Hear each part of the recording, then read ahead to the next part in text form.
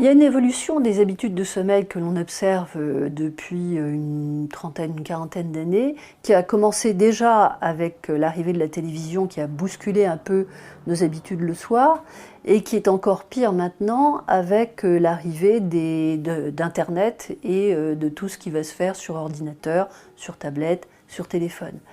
Et on voit des gens maintenant qui de plus en plus passent du temps sur les écrans le soir, donc nécessairement des modifications dans les habitudes, non seulement le temps du coucher est plus tardif maintenant, mais on va aussi être exposé d'une manière anormale à une lumière trop importante le soir, qui va être très proche des yeux. En fait, ça va simuler la lumière du jour, jouer sur notre rétine pour tromper notre cerveau et lui dire « il fait encore jour », et du coup, il y a un délai d'endormissement qui est plus important. De surcroît, on sait que quand on utilise des écrans d'une manière importante, enfin de durée importante pendant la soirée, on va avoir aussi un sommeil qui va se fractionner. Quand on s'endort, on va très vite passer du sommeil léger au sommeil profond en environ 20 minutes. Ensuite, on fait une première période de sommeil profond assez longue et au bout de 90 minutes, on va faire la première phase de sommeil paradoxal. Et puis toute la nuit, il va y avoir à peu près 4 à 6 cycles qui vont durer 1h30. En début de nuit, on va surtout avoir du sommeil profond dans la première partie de nuit, alors que dans la seconde partie de la nuit, on va surtout avoir du sommeil léger et du sommeil paradoxal. Lorsqu'on dort, il va se passer beaucoup de choses, notamment au niveau du sommeil profond. On va avoir à la fois une fonction de reconstruction des briques d'énergie, une régénération cellulaire, mais aussi toute une fonction de lavage des neurones qui est très très importante parce que ça permet d'éliminer toutes les protéines qui vont s'accumuler sur les neurones et qui vont en quelque sorte l'étouffer. Et puis vous avez une autre fonction importante en sommeil paradoxal qui va plutôt toucher la mémoire et les apprentissages, bien que la mémoire se joue aussi pendant le sommeil profond. Et enfin, vous avez le sommeil globalement qui va avoir une fonction plus générale, c'est-à-dire notamment au niveau cardiaque, la durée du sommeil est très très importante parce que ça régule les fonctions du cœur, qui fait que le cœur se ralentit, il ne s'arrête pas bien sûr, mais ça va permettre un repos cardiaque, si je puis dire. Le temps de sommeil qui est recommandé pour un adulte, c'est autour de 8 heures par nuit. Mais ce temps de sommeil va évoluer avec l'âge, c'est-à-dire que le petit enfant et l'enfant va avoir besoin d'un temps de sommeil beaucoup plus important. Le manque de sommeil, ça a aussi des conséquences sur la vie de tous les jours. Et notamment quand on a un sommeil très fractionné, quelle qu'en soit la cause, que ce soit pour une pathologie ou parce qu'on a des enfants qui se réveillent toute la nuit, le lendemain on est fatigué, mais on est surtout aussi irritable, avec donc des difficultés éventuellement avec son conjoint, des difficultés au niveau professionnel parce qu'on répond mal, on n'est pas attentif, et des difficultés même dans la façon dont on se sent. Il y a, quand il y a vraiment une privation de sommeil importante, un retentissement aussi sur l'humeur, c'est-à-dire qu'on devient plus maussade, plus triste. Il y a un certain nombre de gens, qui est estimé à peu près à 30% selon les études, qui dorment moins de 6 heures, et là on sait que c'est notablement insuffisant.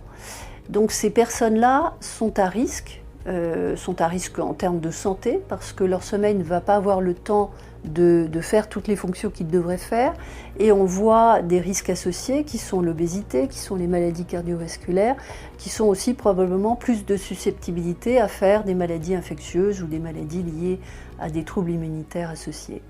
Donc là, on a vraiment un changement qui touche les adultes, mais aussi qui touche les jeunes. Et là, c'est une vraie problématique de santé publique. Le sommeil, c'est vraiment déjà, pour arriver à bien dormir, une régularité dans les horaires qui est extrêmement importante, que ce soit la semaine ou le week-end, et notamment dans l'horaire du lever. Le lever le dimanche, en tout cas quand on ne travaille pas, on a souvent tendance à se lever plus tard. Qu'on se lève plus tard, 1h30, 2 heures plus tard, il n'y a pas de souci, mais pas au-delà. Parce que là, sinon, on dérègle toute l'horloge biologique. La deuxième des choses, je crois, c'est la préparation du coucher le soir. C'est-à-dire qu'il faut apprendre à faire un sas où on fait des activités qui plaisent, mais qui ne sont pas trop stimulantes pour notre cerveau. Alors bien sûr, arrêt des écrans, arrêt du téléphone portable 1 heure avant d'aller se coucher, mais pas que, tout ce qui va être très stimulant, travailler sur un dossier ou faire sa compta juste avant de se coucher, c'est pas une bonne idée. Il faut vraiment plutôt privilégier de la relaxation, de la lecture, de la musique, un moment qui soit plaisant mais calme. Et puis enfin, il y a le fait que le matin aussi, il faut se réserver un temps de mise en route et ne pas se lever au dernier moment, c'est-à-dire avoir un petit temps pendant un petit quart d'heure où on fait quelque chose qui plaît, que ce soit un petit peu de gym, que ce soit un petit peu de relaxation, que ce soit de prendre son temps pour un petit déjeuner beaucoup plus tranquille, pour pas tout de suite se mettre dans une atmosphère de stress, parce qu'on voit trop de gens qui se lèvent vraiment au dernier moment et qui, dès la seconde où ils se lèvent, sont déjà stressés. Dans la journée, il y a aussi des activités qui sont très très importantes comme le sport, et le sport est un grand régulateur à la fois de la durée du sommeil, de son organisation et de son rythme. Donc faire du sport pratiquement tous les jours est très important. C'est pas nécessairement pendant 1 h 30, mais 20 minutes tous les jours est fortement synchronisant du sommeil et va favoriser plutôt le sommeil profond. Alors le sport, l'horaire du sport, c'est pas le soir, c'est dans la journée, le matin, le midi ou à la limite en fin d'après-midi, mais pas juste avant d'aller se coucher. Là, ça posera problème pour l'endormissement. Et puis aussi, une autre chose qui est très importante, peut-être plus encore chez des personnes qui travaillent dans des bureaux assez mal éclairés, c'est de sortir dans la journée. Donc en milieu de journée la plupart du temps, ou le matin évidemment quand c'est au printemps, en été, profiter de la lumière du jour pour pouvoir bien synchroniser ses rythmes et retrouver un sommeil qui sera de qualité.